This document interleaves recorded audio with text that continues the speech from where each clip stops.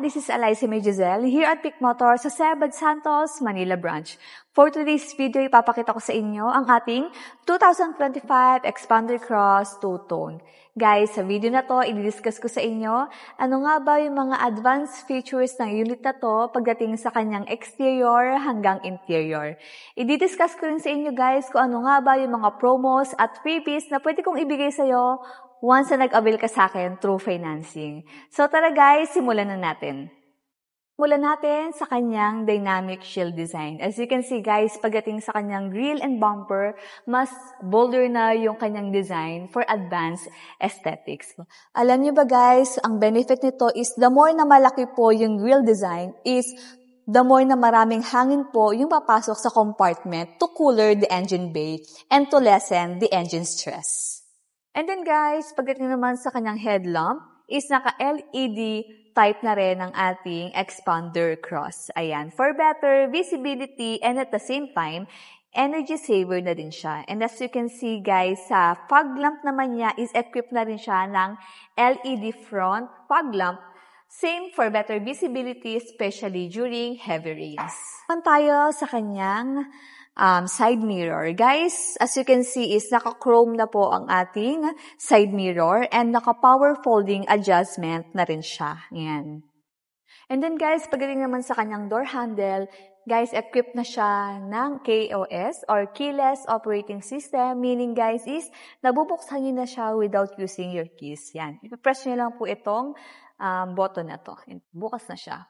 Pagdating naman sa kanyang wheel, guys, is naka 17-inch two-tone alloy wheel na po ang ating Expander Cross.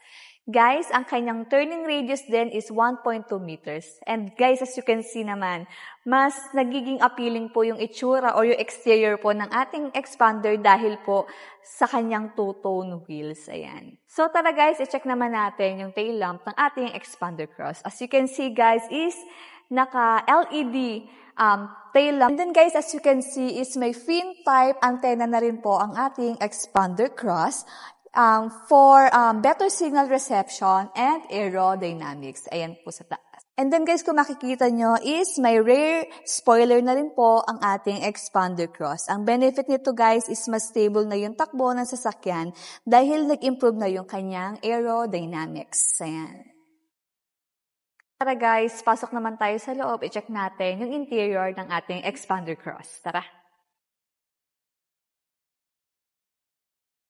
So guys, as you can see sa ating driver side is makikita natin ang power window controls and meron din po tayong child safety lock for advanced features po para sa ating mga kids. Ayan.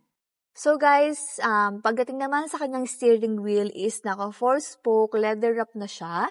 And then guys, in addition, meron na rin po tayong mga additional control buttons po dito like the hands-free buttons and also the multimedia control. Ayan. Then guys, pagdating naman sa kanyang transmission is naka-automatic transmission na po ang ating Expander Cross. And then guys, kung makikita nyo dito sa gilid, i-zoom po natin ito. Is may overdrive off button na din siya guys. Guys, itong features na to is to make downshifting easy. Usually guys, ginagamit to sa mga matatarik na kalsada. And then guys, dito naman makikita natin ang ating parking brake. Yan. Auto parking brake. And then may 2 cups holders and armrests. May console box na rin siya for your small items or even your tissue papers. Ayan. Sobrang convenient na siya. And then guys, habol ko na lang din, meron din po tayo ditong dual USB charging ports, ayan, and then 12 volts power outlet, ayan. And then dito guys, ang ating compartment, ayan.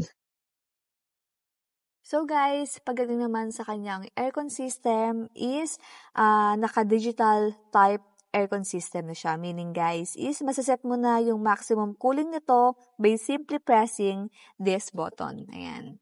I-zoom natin para makita nila. Ito, maximum cool. Ayan. Guys, add ko lang din is push start button na rin siya and stop engine buttons. Ayan. pagdating naman sa kanyang multimedia display is naka 7-inch touchscreen display na siya. And equipped na rin siya ng Apple CarPlay and Android Auto. Guys, meron din yang radio, Bluetooth, and USB. So, and then guys, pagdating naman sa kanyang seat material is naka-black high fabric na rin siya. Ayan. So tara guys, tignan naman natin kung ano nga ba yung meron sa ating second row.